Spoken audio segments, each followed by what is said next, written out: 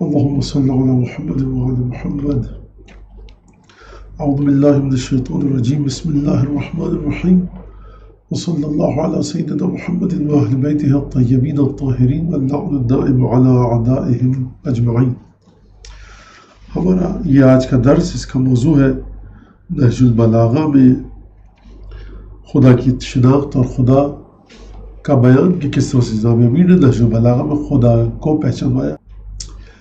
دیکھیے، سب سے پہلے خداوند تبارک و تعالیٰ کے بارے میں اگر ہم یہ سوچیں یا پوچھیں کسی سے، اور پہلا سوال یہ آتا ہے خدا کو ماننے والے جب خدا کی پہچان اور شناخت اور خدا کو جاننا چاہتے ہیں، جانکاری چاہتے ہیں، پہلا سوال یہ آتا ہے خدا کہاں ہے. ہم جب خدا کی بات کرتے ہیں، اور یہی بات وہ پھر ایتھیسٹ جو خدا کے ملحد ہیں ان کے سامنے جا کر یہی سوال، خدا کہاں ہے دکھائیے. سب چیز دکھ رہی ہے، جو ہے وہ دکھتی ہے، خدا کہاں ہے؟ اگر ہوتا تو دکھتا. تو یہ ایک مسئلہ. تو پہلی بات یہ کہ خدا کو آپ کائنات کی دوسری چیزوں کی طرح مت ڈھونڈا کیجئے. خدا کو آپ دنیا میں جیسے دوسری چیزیں ہیں اس طرح سے مت ڈھونڈا کیجئے جو مادی ہیں. بہت سی چیزیں ایسی ہیں، ہم کہتے ہیں کہ صاحب پہاڑ ہے، جنگل ہے، دریا ہے، درخت ہے، ریگستان، صحرا، کھیت کھلیان، باغ ہے، تو خدا بھی ہے. اچھا صاحب، یہ رہا کھیت، وہ رہا گلستان، وہ رہا باغ، وہ درخت، دریا، دمن، پہاڑ، کوچا اور سڑک اور پگڈنڈی اور کیا کیا، یہ ہے. خدا کہاں ہے؟ خدا تو نہیں دکھتا. تو پھر کہاں ہے؟ کیسے؟ تو یہ بہت بڑی غلطی ہے. ہم جب خدا کو ڈھونڈنا چاہتے ہیں، خدا کو سمجھنا چاہتے ہیں، تو پروردگار عالم کو جاننے اور سمجھنے کے لیے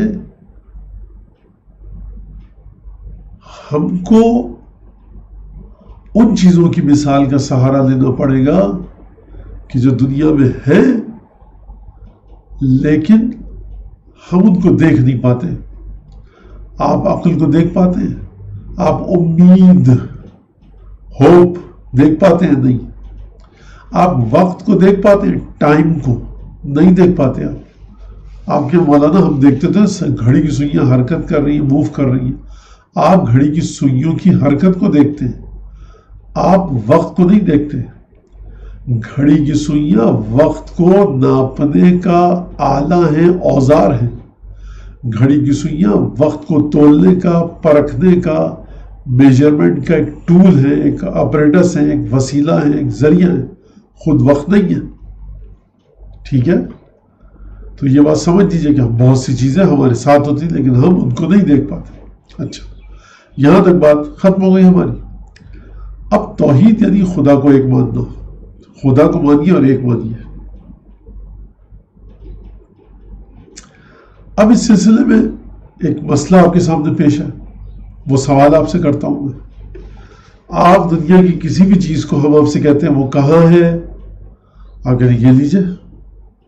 ہم کہتے ہیں آپ نے سیب کیسا ہوتا ہے، آپ نے کہا یہ لیجئے. آپ بازار سے گئے، سیب لے کے آ گئے، آپ نے سیب دکھا دیا ہم کو، یہ لیجئے سیب، دیکھ لیجئے سیب کو. ہم نے کہا اچھا K2 ماؤنٹ ایوریسٹ، کوہ ہمالیہ، آپ نے اس کو لا نہیں سکتے، تصویر دکھا دیں گے یا آپ خود چلیے. ٹھیک ہے.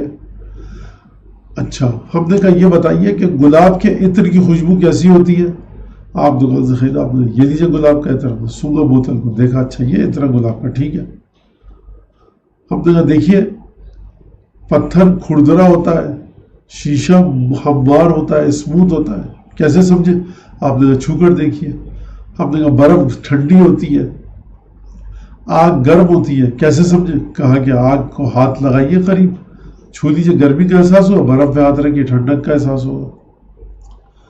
اچھا صاحب، کوئل کی آواز، مینا کی آواز سریلی ہوتی ہے، مدھر ہوتی ہے، اور فرض کیجئے کہ دوسرے حیوانات کی آواز کری ہوتی ہے، کانوں کو تکلیف دیتی ہے. اچھا کیسے؟ ہمیں نہیں پتا. کوئل کونک رہی تھی، آپ نے کہا یہ سن لیجیے کوئل، بڑی اچھی آواز معلوم دی. پھر کہا کہ فلاں حیوان سن لیجیے، کانوں کو تکلیف دے رہا ہے.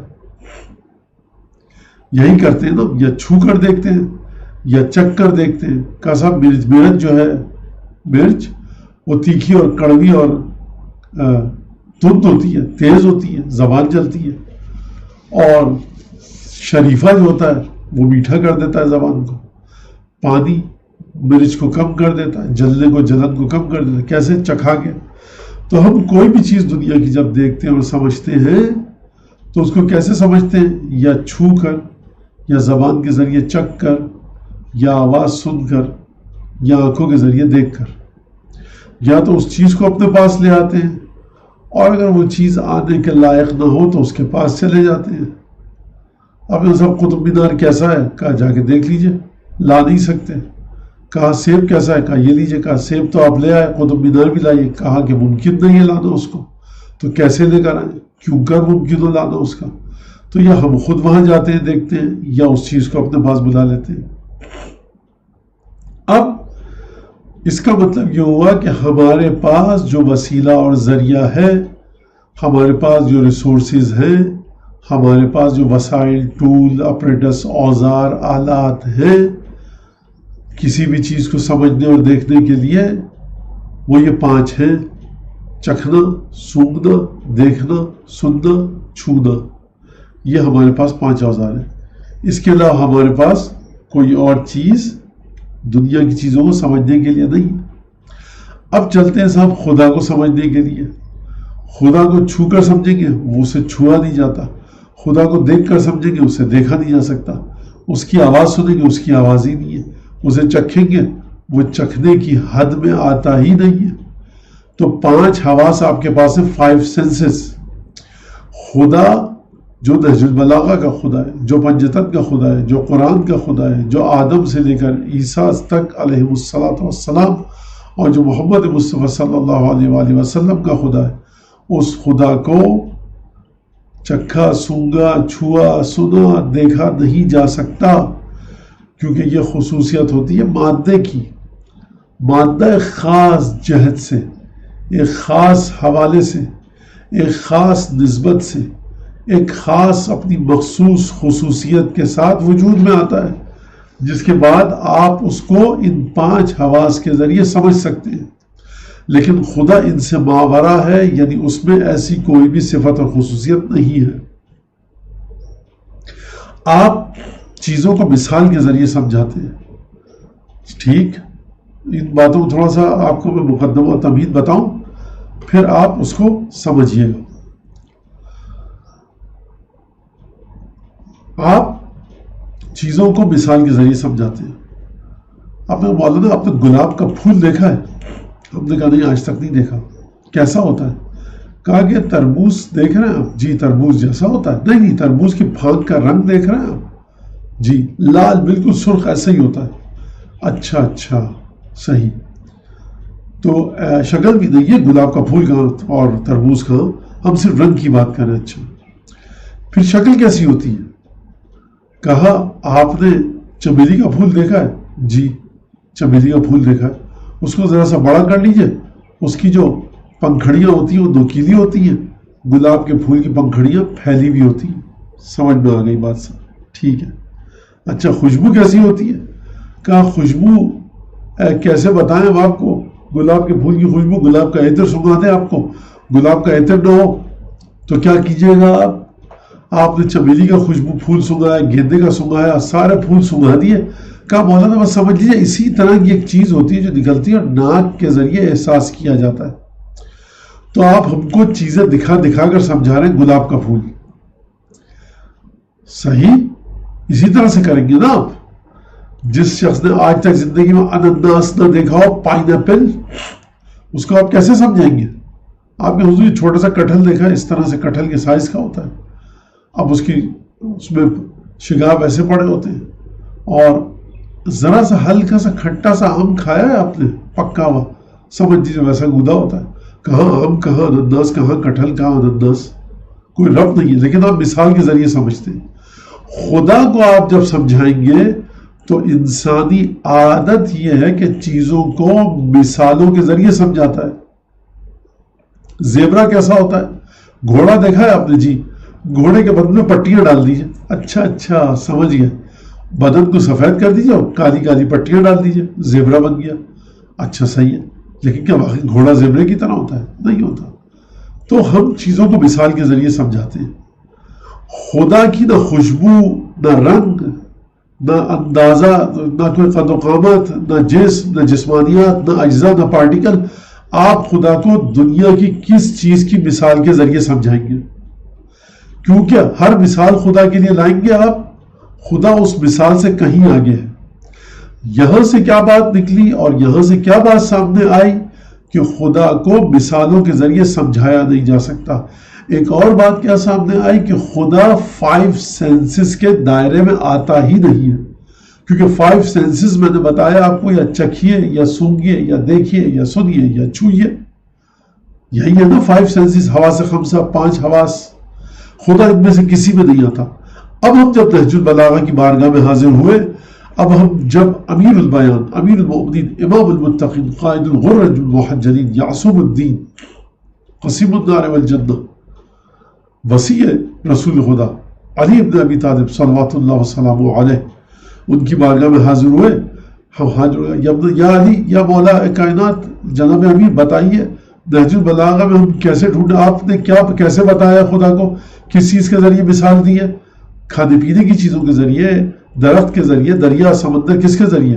تو شاید مولا کا جواب کیا آئے؟ مولا کا جواب یقیناً یہ آئے گا کہ خدا دنیا کی کسی مثال کے ذریعے سمجھا ہی نہیں جا سکتا. خدا کا نہ جسم نہ جسمانیہ. تم دنیا کی جو بھی چیز سمجھتے ہو، یا جسم ہوتی ہے، جسم رکھتی ہے، یا جسم سے تعلق ہوتا ہے، وہ تمہاری 5 حواس میں آتی ہے. خدا 5 حواس میں آتا ہی نہیں ہے. تو اب خدا کو کیسے سمجھایا جائے؟ یہ کام ہے علی ابن ابی طالب صلوات اللہ وسلم علیہ کا، کہ جس ذات کا کلام دون کلام الخالق و فوق کلام المخلوق. اگر انسانوں سے مقابلہ کیا جائے، کسی انسان کے برابر مولا کائنات کا کلام نہیں ہے. امام امیر المؤمنین کہیں آگے ہے. یعنی اگر کہا جائے معراج ہے کلام، تو یہ بھی کم ہے علی ابن ابی طالب کے کلام کے لیے. اور خدا کے کلام کے بعد اگر کسی کا کلام آتا ہے تو جناب امیر کا کلام ہے. یہ مولا کائنات کا معجزہ ہے کہ اس چیز کو سمجھایا نہج البلاغہ میں کہ جس کو کوئی بھی حس اور احساس نہیں سمجھا سکتا. اس خدا کو سمجھایا جس کو 5 سینسز درک نہیں کر سکتی. اس خدا کو سمجھایا جس کے ساتھ دنیا کی کسی چیز کا جوڑ نہیں ہے. یعنی اندھے کے خدا کو سمجھایا. اور یہاں پر حضرت جوش ملی آبادی، کیا کہنے، سخنور ملی آباد لکھنؤ سے تعلق ہے. ملی آباد ایک بستی ہے لکھنؤ کے پاس کی، اور لکھنؤ والے اس پہ خوش ہو جائیں گے.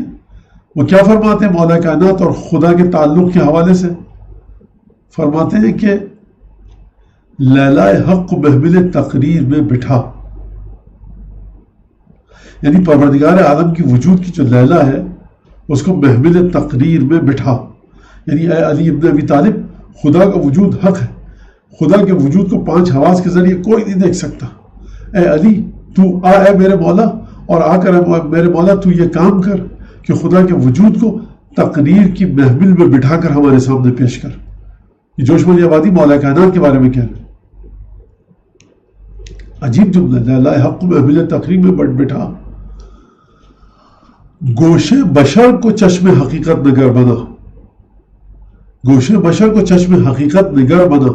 یعنی اے مولا کائنات، جوش ملی آبادی فرما رہے ہیں، معمولی انسان نہیں ہے، یہ جوش کی بات کر رہا ہوں، مولا کائنات سے مخاطب ہے کہ اے پروردگار، اس طرح سے مولا، میرے مولا تو گفتگو فرمایا علی ابن ابی طالب کہ لوگ تیرے خطبے کو سن کر اس طرح سے سنے تیرے خطبے کو کہ سامنے خدا کی تصویر آ جائے.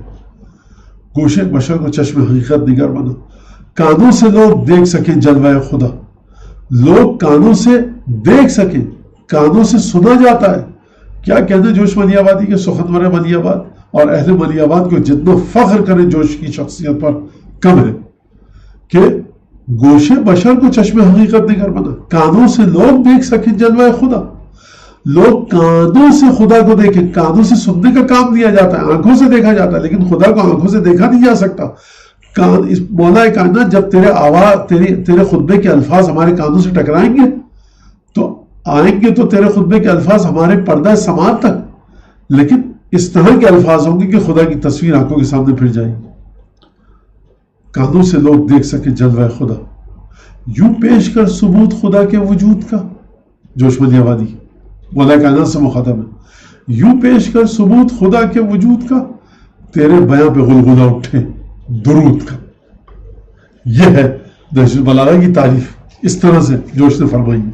اور پھر کہہ رہا ہوں، اہل مدینہ آباد جتنا فخر کریں جوش کی شخصیت پر کم ہے، اور اہل غازی آباد اور اہل لکھنؤ میر حدیث کی شخصیت پر اور میر نبی پر جتنا فخر کریں کم ہے۔ کہ عجیب یہ شخصیات پیدا کی ہے خاک اودھ نے۔ ہم چلتے ہیں مولا کائنات کی طرف بارگاہ میں کہ کس طرح سے مولا کائنات اس خدا کے بارے میں بات فرما رہے ہیں کہ جو خدا جس کو کوئی سمجھا نہیں جا سکتا۔ سب سے پہلے تو اگر کوئی خدا کے وجود کا انکار کرے تو مولا کائنات سب سے پہلے کیا بات فرمانے پہلا خطبہ جس میں حضرت آدم کی خلقت کا ذکر کیا، فرمایا الحمدللہ الذی لا یبلغ مدحتہ القائلون، ہم تو اس خدا کی جس کی تعریف تک تعریف کرنے والوں کی زبان نہیں پہنچ سکتی۔ خوب توجہ کیجیے گا، تعریف جب آپ کرتے ہیں تو کسی کو سامنے لا کر نہیں رکھتے۔ آپ آم کی تعریف کریں میرے سامنے آ کر، میں نے آج تک آم نہ دیکھا ہو، آپ تعریف کرتے رہیے، کوئی مسئلہ نہیں ہے۔ مولا فرما رہے ہیں کہ جس خدا کو نہیں دیکھا، جس خدا کو سامنے نہیں لا سکتے، تعریف کرنے والے اس کی تعریف کا حق ادا نہیں کر سکتے۔ آپ غائبانہ تعریف نہیں کر سکتے، الفاظ کے ذریعے آپ نہیں بتا سکتے۔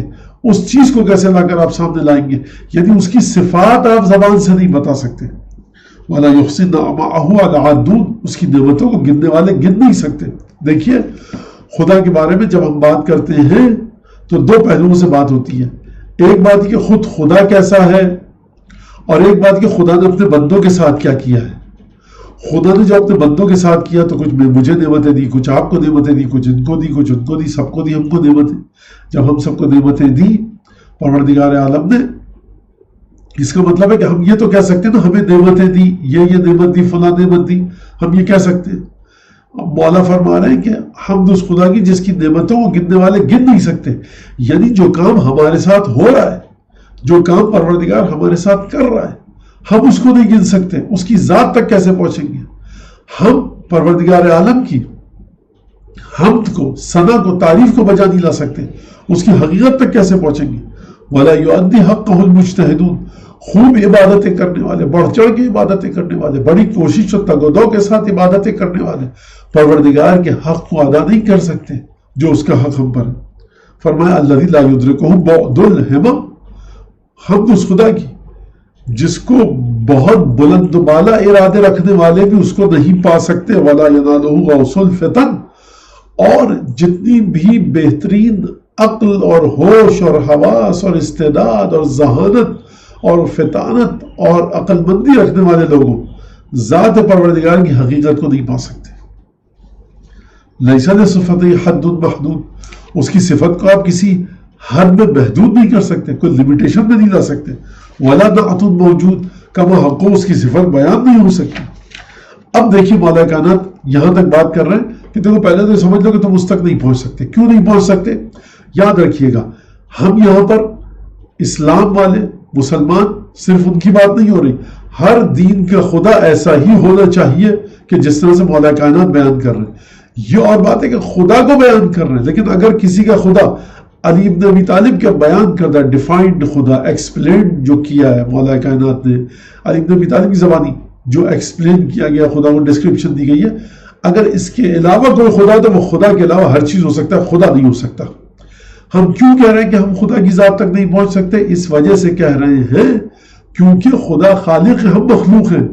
ہم ہر چیز کو سمجھ سکتے ہیں، ہر چیز کو دیکھ سکتے ہیں۔ اس کی دو خصوصیات ہوتی ہیں، یہ ہمارے سامنے آ جائے یا ہم نے اس کو بنایا ہوا ہو یا بنتے ہوئے دیکھا ہو۔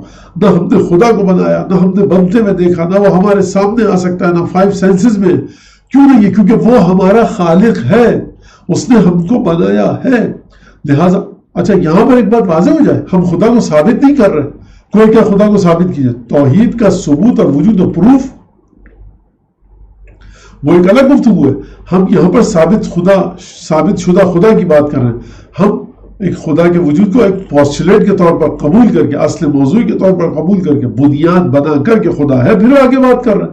ہمارے سامنے وہ لوگ بیٹھے ہیں جو خدا کو مانتے ہیں، اس وقت ہمارے سامنے وہ لوگ نہیں بیٹھے جو خدا کو نہیں مانتے، لہٰذا ہم خدا کے وجود کو ثابت شدہ اور طے شدہ مان کر گفتگو کر رہے ہیں۔ اور فرمایا کہ اول الدین معرفت ہو، اگر تم دین بندار بننا چاہتے ہو، پہلی دین ہی کہ خدا کی شناخت حاصل کرو۔ شناخت کیسے حاصل کریں خدا کی؟ فرمایا وَكَمَالُ مَعْرِفَتِهِ التصدیق بِهِ، اور خدا کی معرفت کا آخری مرحلہ آپٹیمم لیول معراج یہ ہے کہ خدا کی تصدیق کرو، اس کو ایکنالج کرو، اس کو ویریفائی کرو کہ ہاں خدا ہے، اور جس طرح سے ہے ہر چیز کو مانو اس کی ذات کی. وہ کمال تصدیق بہی توحید ہو، اور تصدیق جب خدا کو ایکسیپٹ کر لو اور مان لو تو اس کا کمال کیا ہے؟ آخری مرحلے پر تصدیق جب جائے گی تمہاری تو کیا ہونا چاہیے؟ توحید ہو، اسے ایک مانو. وہ کمال توحید ہی الاخلاص لہ، اور توحید جب تمہاری اپنی معراج پر جائے گی تو وہ کیا ہے؟ کہا توحید کا کمال یہ ہے کہ اخلاص رکھو خدا کی نسبت. اور اخلاص کا کمال کیا ہے؟ کمال الاخلاص لہ، اور بہترین اخلاص یعنی پیوریفائڈ قسم کا لائلٹی اور سنسیئرٹی جو تمہاری خدا کے ساتھ ہے وہ کیا ہونی چاہیے؟ نفی الصفات عنہ، ہر صفت کو اس سے نفی کر دو، کہہ دو خدا کی کوئی صفت نہیں ہے. ہاں یہ کیا بات ہے؟ خدا کی کوئی صفت نہیں ہے. خدا کی ڈھیروں صفتیں مولا خود بیان کر رہے ہیں. کریم ہے، رحیم ہے، جبار ہے، قہار ہے، ذو الجلال والاکرام ہے، مالک الملک ہے، ممیت ہے، محیی ہے، مضحک ہے، اور مبکی ہے، رلاتا وہی ہے، ہساتا وہی ہے، رازق ہے، ستار ہے، غفار ہے، قہار ہے، جبار ہے، علیم ہے، قدیر ہے، ودود ہے، صبور ہے، حکیم. یہ سب خدا کی صفات ہے. تو پھر مولا کیسے فرما رہے ہیں کہ نفی کرو صفات سے؟ یہ دیکھیے علی بن ابی طالب کی توحید. فرما رہے ہیں خدا کی ذات سے ہر اس صفت کی نفی کرو. علماء نے یہاں پر لکھا ہے کہ جس طرح سے تم انسان کے لیے صفات کو ثابت کرتے ہو کہ صاحب یہ ہمارے محلے میں ایک بچہ پیدا ہوا جس کا نام تھا محمد، وہ علی نام تھا. وہ جب بڑا ہوا 5 سال کا لکھنا پڑھنا نہیں جانتا تھا، پھر اسکول جا کے لکھنا پڑھنا سیکھا دھیرے دھیرے، پھر اس کے بعد انٹر کیا، پھر ڈاکٹر بنا. یہ 5 سال پہلے تک ڈاکٹر نہیں تھا، آج ڈاکٹر بنا. پھر اس کے بعد اسپیشلسٹ بنا. یہ 5 سال پہلے اسپیشلسٹ نہیں تھا، اب اسپیشلسٹ بنا. اب 10 سال بعد سب سے بڑا اسپیشلسٹ بن گیا، فرض کی لکھنؤ یا کراچی یا کہیں کا بھی. تو یہ آج سے 4 سال پہلے سب سے بڑا اسپیشلسٹ نہیں تھا. یعنی یہ صفتیں اس کے ساتھ آئیں. ایک وقت تھا کہ جب محمد نام تھا اس کا، اس کے ماں وہ تھی، باپ وہ تھے، صفات تھی اس میں، لیکن کچھ صفات نہیں تھی، لکھ نہیں سکتا تھا. آج اس کو لکھنے والا کہتے ہیں، آج پڑھ سکتا ہے، صفات آ گئی، کل تک نہیں تھی. تو ہماری صفات دھیرے دھیرے جب ٹائم گزرتا ہے اور وقت گزرتا ہے، زمانہ گزرتا ہے، تو ہم سے آگے ملحق ہوتی رہتی ہے. مولا فرمانا خدا کی ذات سے ہر اس قسم کی صفت کی نفی کر دو کہ خدا کے پاس یہ صفت تھی، وہ تھا، اور صفت نہیں. اس طرح سے خدا کی صفت کو مت سمجھو، بلکہ وہ صرف خدا ہے اور اس کی صفات زائد بر ذات نہیں ہے. کیا مطلب؟ یعنی جس طرح سے ہم پیدا ہوتے ہیں صفات کو حاصل کرتے رہتے ہیں، اچھی یا بری. خدا اس طرح سے نہیں تھا کہ کبھی خدا تھا، اس کی صفت نہیں تھی، بعد میں اس نے صفت کو حاصل کیا. کیوں دی شہادت کل صفت غیر الموصوف؟ کیونکہ صفت کہتی ہے، صفت کی صفت کہنے کا مطلب یہ ہے کہ وہ موصوف سے علاوہ ہے. یہ جو محمد لڑکا ہے یہ جہاز اڑانا سیکھ گیا، یہ صفت ہے اس کی. اس کا مطلب ہے کہ یہ جب 10 سال پہلے جہاز نہیں اڑاتا تھا، تو ہر صفت گواہی دیتی ہے کہ موصوف الگ ہے، جہاز اڑانا الگ ہے، محمد نام کا لڑکا الگ ہے، ان دونوں میں فرق ہے. تو مولا فرمانا خدا کو اس کی صفات سے الگ مت کرو. خدا کی ذات عین صفات ہے، صفات عین ذات ہے. وہ جس طرح سے بصیر ہے، جس طرح سے دیکھتا ہے، اسی طرح سے سنتا ہے. اب مولا فرمانا فمن وصف اللہ سبحانہ فقط قرنہ، جس نے خدا کو کی کوئی وصف اور خدا کی کوئی کوالٹی بیان کی، اس نے خدا کو کسی چیز کے ساتھ جوڑ دیا. جب آپ کہتے ہیں کہ صاحب تربوز کو دیکھیے، کھائیے، شہد کی طرح میٹھا ہے، آپ نے وصف بیان کیا تربوز کا اور آپ نے تربوز کی مٹھاس کو جوڑ دیا شہد کے ساتھ. ومن قرنہ فقط صدہ، اگر تم نے خدا کے ساتھ کسی چیز کو جوڑا تو اس کا مطلب ہے تم دو خدا کے خالق مالک ہو گئے. کیونکہ خدا جب سے ہے ایسا تھا، تم نے کہا یہ چیز خدا کی تصور صفت کی طرح ہے، لہٰذا خدا میں جب سے یہ صفت تھی اس وقت سے یہ چیز بھی ہے، لہٰذا تم نے خدا کو دو کر دیا. ومن صدہ فقط جزأہ، اور جس نے خدا کو دو کیا وہ اس بات کو مان کیا کہ خدا کے پارٹیکلز ہیں، خدا کے اجزاء ہیں. ومن جزأہ فقط جہلہ، اور جس نے کہہ دیا خدا کے پارٹیکلز کے ساتھ مل کے خدا بنا، وہ خدا کو نہیں پہچانا. ومن جہلہ فقط اشار الیہ، اور جو خدا کو نہیں پہچانے گا وہی اس کی طرف اشارہ کرے گا. کہ خدا ایسا ہے، کہاں ہے، کیسا ہے، کدھر ہے، ادھر ہے، ادھر ہے. وَمَنْ أَشَارَ إِلَيْهِ فَقَدْ حَدَّهُ، اور جو خدا کی طرف اشارہ کر دے کہ خدا ادھر ہے، اس طرح سے ایسا ہے، کسی بھی قسم کی انڈیکیشن، ڈینوشن خدا کی ذات کی طرف، اس کا مطلب ہے کہ اس نے محدود کر دیا خدا کو. وَمَنْ حَدَّهُ فَقَدْ عَدَّهُ، جس نے خدا کو محدود کر دیا اس نے خدا کو گن لیا. اب مولا کائنات یہاں پر گفتگو کرتے ہوئے آگے بڑھتے ہیں. دوسرا ایک مسئلہ کہ مولا کائنات کے سامنے ایک اور مشکل ہے جو بنی نوع انسان کو سکھانی ہے. وہ کیا ہے کہ خدا کی وحدت عددی ہے یا عددی نہیں ہے بلکہ حق حقیقی ہے. اس کا مطلب کیا ہے؟ وحدت عددی کا مطلب کیا ہے؟ وحدت عددی کا مطلب ہے ایک ہونا کاؤنٹنگ کے لحاظ سے. میں کہوں گا آپ کی جیب میں کتنے روپے ہیں؟ آپ کہیں گے 1 روپیہ. دوسرا روپیہ آ سکتا ہے؟ آپ کہیں گے ہاں. کیسے؟ آپ نے 2 سے 1 روپیہ دینا، آپ نے دوسرا ڈال دیا، بولنا 2 روپے ہو گئے. آپ کے شہر میں بڑا امام پڑا ہے، دوسرا بن سکتا ہے؟ ہاں بن سکتا ہے. ویسا کوئی انجینئر اگر دیکھے زمین لیجئے اتنی بنا دیجئے، بہو اس کی کاپی بن جائے گی. کرسی آپ کے گھر میں ہے، کتنی ہے؟ ایک ہی ہے ویسی کرسی جو لائے تھے وہاں سے خرید کے، خاص کرسی. ویسی دوسری ہو سکتی ہے؟ ہو سکتی ہے. اسے کہتے ہیں وحدت عددی. اس جیسا دوسرا ہو جائے. خدا کی وحدت عددی نہیں ہے. مولا کائنات جبل کا میدان ہے. مولا کائنات وجود مبارک میدان میں موجود ہے. ایک بندو نے اگر پوچھا کہ مولا یہ بتائیے کہ خدا کے بارے میں سوال کیا، توحید کیا ہے اور خدا ایک ہے تو کیا مطلب ہے اس کا؟ لوگوں نے ناراض ہوگا، بگڑا گا. کہا یہ دیکھ دی نا مولا کائنات کس حال میں کھڑے، جنگ چھڑی ہوئی اور تم جبل کا میدان. تو مولا نے کہا چھوڑ دو، جو چیزیں مجھ سے چاہ رہا ہے یہی تو میں جبل والوں سے چاہ رہا ہوں. یہ مجھ سے توحید پوچھ رہا، میں بھی جبل والوں سے توحید کو چاہ رہا ہوں. اور مولا نے کہا کہ دیکھو، جو تم نے کہا کہ خدا ایک ہے تو ایک ہونے کے 4 معنی ہیں. 4 معنی ہیں ایک ہونے کے. 2 معنی خدا کی ذات کے بارے میں نہیں کہے جا سکتے، 2 معنی کہے جا سکتے ہیں. صحیح؟ وہ 2 معنی جو نہیں کہے جا سکتے وہ وحدت عددی، یعنی خدا ایک ہے. تمہارے گھر میں کرسی ایک ہے، فرض کیجئے میرے الفاظ ہیں، دوسری کرسی آ سکتی. خدا ایک ہے، دوسرا خدا اگر آ سکتا ہے، تم نے کہا ایک اس طرح سے، تو یہ خدا کے بارے میں اس کو نہیں کہا جا سکتا. یہ غلط ہے، باطل ہے.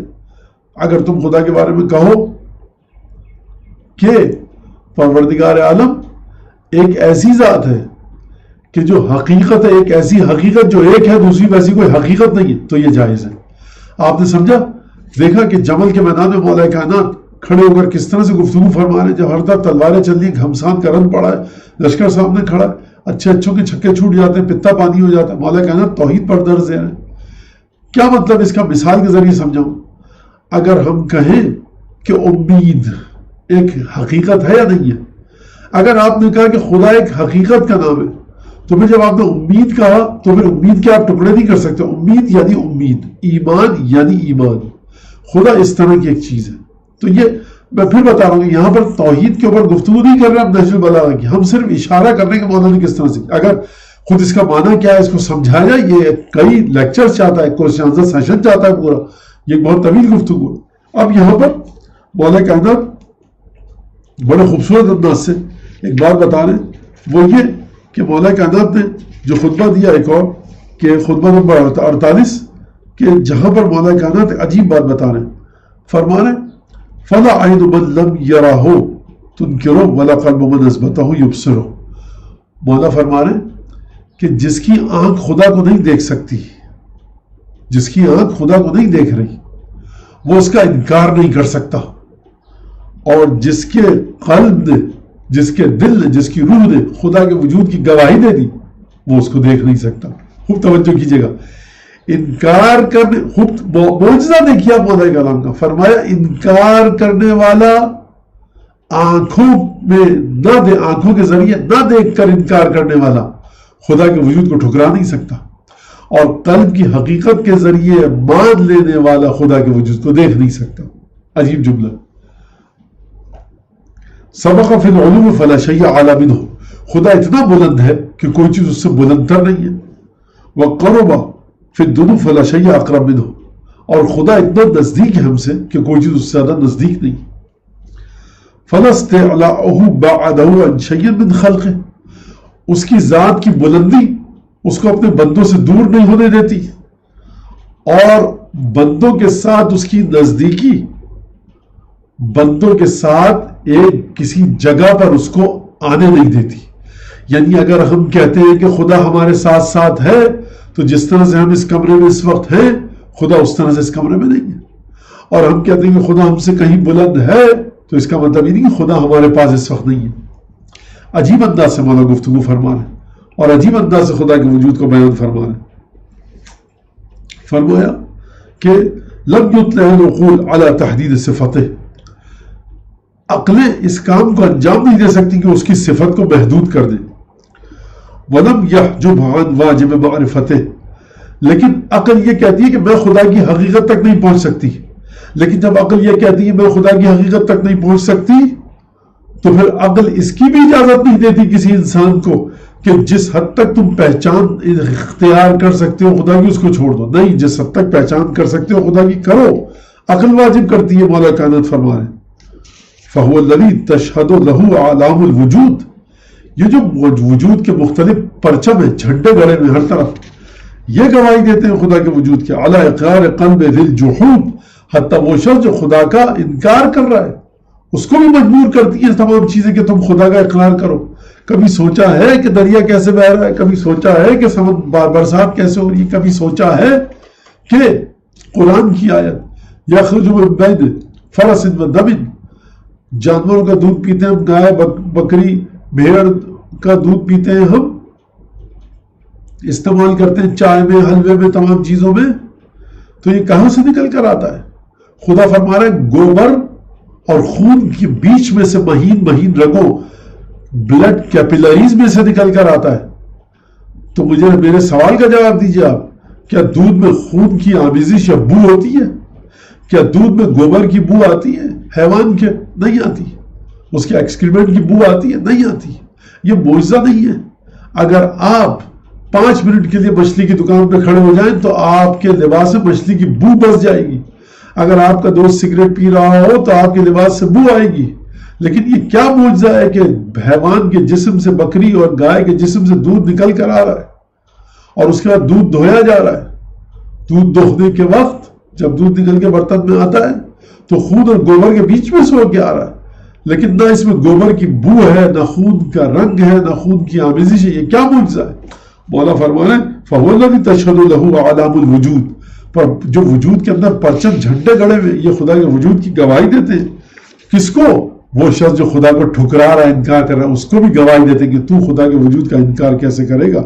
فرمایا تعالی اللہ عما یقول المشبہون بہ، خدا اس سے کہیں بلند ہے کہ لوگ اس کو تشبیہ کے ذریعے جو بات کرتے ہیں نا، خدا تشبیہ دینے والوں کی تشبیہات سے کہیں بلند ہے.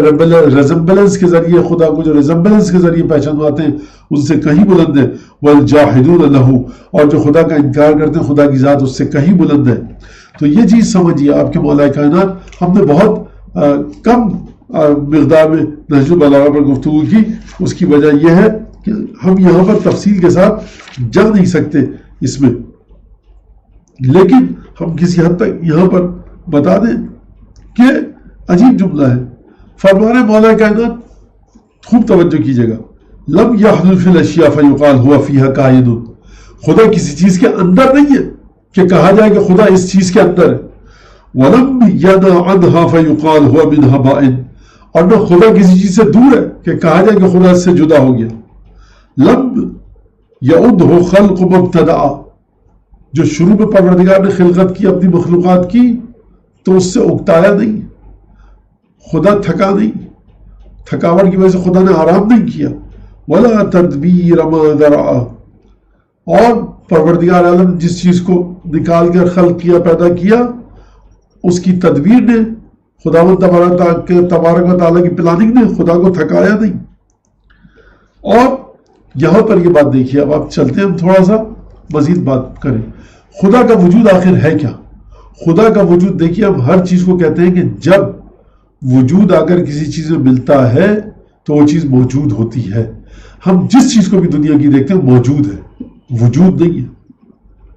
آپ کے والدین موجود ہیں، سڑک پہ چلنے والی گاڑیاں موجود ہیں، درخت، پھول، پتے، پہاڑ، دریا موجود ہے، وجود نہیں ہے. کیا مطلب فزکس پڑھنے والے بچے، کیمسٹری پڑھنے والے بچے، فلسفی سے شوق رکھنے والے بچے اس بات کو غور سے سنیں، اور انشاءاللہ اگر توفیق ہوئی تو اس پر باقاعدہ ایک لیکچر رکھا جا سکتا ہے اور اس پر باقاعدہ سوال جواب ہونے چاہیے تاکہ ہم گفتگو کر کے آگے بڑھیں اس پر. یہ تو بہت ظلم کر رہا ہوں میں، اس طرح سے گفتگو ہو رہی ہے مولا کائنات کے فرمان پر.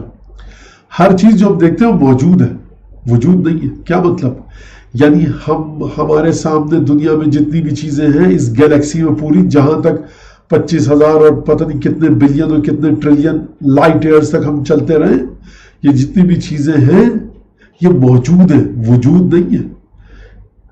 کیا مطلب؟ یعنی ان کا وجود ایک لیمیٹڈ وے میں، ایک محدود انداز سے خلق کیا گیا، لہٰذا یہ ایسی اشیاء ہیں، یہ ایسے آبجیکٹس ہیں کہ جن کو وجود کا الیکزر، اکسیر، عبرت ملا ہے. اگر وجود کا اکسیر اور عبرت ان کو نہ ملتا، وہ الیکزر ان کو نہ ملتا، تو یہ وجود میں نہیں آ پاتے.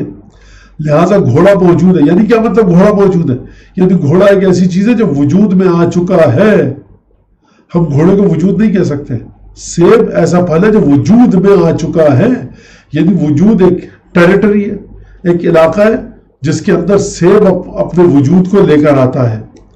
خدا موجود نہیں ہے، خدا موجود ہے لیکن اس طرح سے نہیں جس طرح سے ساری چیزیں، بلکہ خدا صرف وجود ہے. کیا مطلب خدا وجود ہے؟ یعنی سیب کی ایک لمیٹڈ وجود ہے. سیب کا اگر سیب کا شیپ چینج ہو جائے اور تھوڑا سا لمبوترا ہو جائے، اوول شیپ میں ہو جائے، بیضوی ہو جائے، تو وہ بن جائے گا آم. اگر سیب کا گودا نرم ہو جائے تو وہ ہو جائے گا آم. اگر سیب بالکل مہین سا رہ جائے تو وہ بن جائے گا فالسا. مثال دے رہا ہوں، ظاہر سی بات ہے کہ سیب چھوٹا رہ جائے وہ فالسا نہیں بنے گا. میں کہہ رہا ہوں اگر اس کے اندر کوئی، آپ اس کو سیب کی جو بایولوجیکلی ٹریٹڈ کریں اس کو، اور اس کے جو سیڈز ہوتے ہیں، بیج ہیں، اس کو بایولوجیکلی ٹریٹڈ کریں تو وہ سیب جو ہے وہ اپنی شکل کو تبدیل کر لے گا، آم اپنی شکل کو تبدیل کر لے گا. یعنی بہرحال یہ کسی لمیٹڈ وجود میں آئے گا.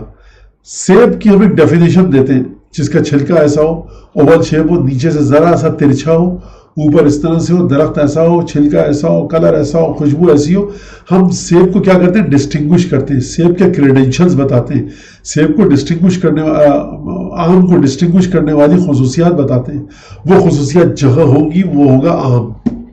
ٹھیک ہے؟ یعنی ان خصوصیات کو خارج میں دیکھا جائے. لیکن اگر کوئی وجود ایسا ہو کہ جس کے وجود کو آپ محدود کسی بھی لحاظ سے، not in any means، کسی بھی لحاظ سے آپ اس کو محدود نہ کر سکیں، تو آپ اس کو موجود نہیں کہہ سکتے. آپ اس کو کہیں یہ وجود ہے. جب یہ وجود ہے، کلر نہیں رکھنا چاہیے کیونکہ کلر نام ہے لمیٹیشن کا. اس کی ڈائمنشن، اس کے پارٹس، اس کا اینگل، اس کے کٹس، فیچرز نہیں ہونے چاہیے. کیوں؟ کیونکہ کٹس اور فیچرز اور ڈائمنشنز اور اینگل نام ہے لمیٹیشن کا. اس کا رنگ نہیں ہونا چاہیے کیونکہ رنگ رکھنا ایک طرح کی لمیٹیشن ہے. بھائی سیب وجود میں آئے گا، یا سفید ہوگا، یا لال ہوگا، یا پیلا ہوگا، یا ہرا ہوگا. اس کے علاوہ سیب کا کلر نہیں ہوتا. ہو گئی نا محدودیت، ہو گئی نا لمیٹیشن. وہ چیز جو کلر، ویٹ، میٹر، اسپیس کسی بھی لحاظ سے لمیٹیشن میں نہ ہو، کسی بھی لحاظ سے، اور اس لمیٹیشن سے بھی ماورا ہو، یعنی ان لمیٹڈ ہو. خدا کا وجود اس طرح کا ایک وجود ہے. کوئی بھی آپ کریکٹرسٹکس رکھیں اس میں جو 5 سینسز میں آتی ہیں، حتیٰ 5 سینسز سے علاوہ آگے جا کر عقل و شعور اور درک انسان کا تقسیم نہیں کر سکتا خدا کو. خدا وجود محض ہے. اب آپ مجھے بتائیے جب وجود محض ہے تو آپ اس کی لمیٹیشن کیا لائیں گے؟ وجود یعنی وجود. یہ مولا کائنات فرما رہے ہیں خدا موجود نہیں ہے، خدا وجود ہے، عین وجود ہے. وجود کو آپ کاٹ نہیں سکتے کیونکہ آپ جس چیز کو بھی کاٹیں گے یا وہ عدم ہے یا وجود ہے. اگر وہ عدم ہے تو عدم کسی چیز کو کاٹ نہیں سکتا، اور اگر وہ وجود ہے تو خدا خود وجود ہے. لہذا اس بات کو سمجھیے. یہی بات امام باقر علیہ السلام نے فرمائی کہ تم اپنی عقل کے گھوڑے دوڑا دو. کل میزتم بعدت اوہامکم، اپنی دقیق ترین، موسٹ پریسائز، بہترین لیول انٹیلیکٹ اور وزڈم کے ذریعے سوچو تم کسی چیز کے بارے میں کہ خدا ایسا ہے. اگر سوچ لو، بہت آئنسٹائن کو ملٹیپلائی کر دو 1 ٹریلین سے، وہ رسیدہ خواجہ توسی 1 ٹریلین انٹو ٹریلین بیس ٹو دی پاور ٹریلین سے ملٹیپلائی کر دو اور کہو کہ اچھا ان دماغوں کو ملا کر کہ خدا ایسا ہے. یہ دماغ بیٹھے سوچیں، ابو علی سینا، آئنسٹائن، ابن رشد اور نہ جانے کون کون، ارسطو، افلاطون، سب سوچیں مل کر اور متفق ہو جائیں خدا ایسا ہے۔ امام فرما رہے ہیں مسنون لکم مردود علیکم، وہ تمہارے دماغ کی مخلوق ہے، اسے تمہارے منہ پر دماغ، تمہاری طرف دماغ مارا جائے گا، تمہاری طرف لوٹا جائے گا، اس کا خدا سے کوئی تعلق نہیں ہے، کیونکہ جو وجود تمہارے اوہام، افکار، عقل، وزڈم، انٹیلیکٹ کے ذریعے سمجھا جائے وہ تمہارے ذہن کی پیداوار ہے، خدا نہیں ہے۔ یہ نہج البلاغہ خدا اس طرح سے مولا کائنات اس کا بیان فرما رہے ہیں۔ وآخر دعوانا ان الحمد للہ رب العالمین، وصلی اللہ علی سیدنا محمد وآلہ بیتہ الطیبین الطاہرین۔